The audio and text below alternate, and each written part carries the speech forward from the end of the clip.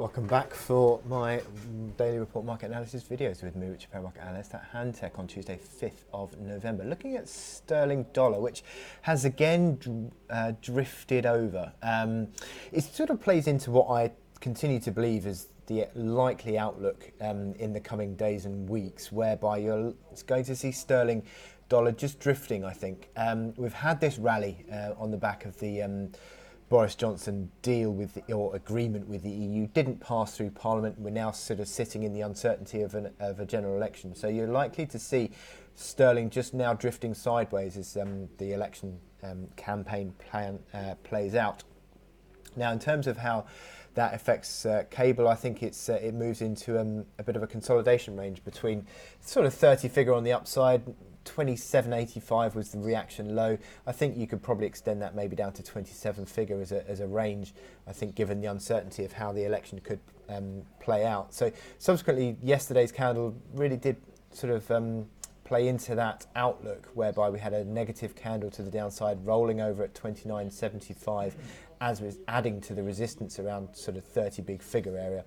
31.12 was the reaction high a couple of weeks ago. But generally speaking, you look at the momentum indicators, those MACD lines crossing over, as are the stochastics RSI. But they're doing it in a way which is not really all that aggressive in terms of corrective outlook, and I think it's more indicative of just an unwind within a consolidation play. And you can see that through the hourly chart as well. You've just lost 29 big figure support area. And it's become a little basis of resistance. 29.25 was again a little top area, you could argue, over the weekend, Friday into Monday. So again, that's resistance, and that played out yesterday as well. Old support becoming new resistance intraday. Little bit of a more consolidation look to these indicators on the hourly as well. 30 on the RSI on the downside. Seemingly that was where we hit the low on the 27.85 level. Again, MACD lines just crossing a little bit higher, as are the stochastics on the hourly. So this is, as I said, more indicative of a consolidation play than any sort of corrective or decisive corrective move.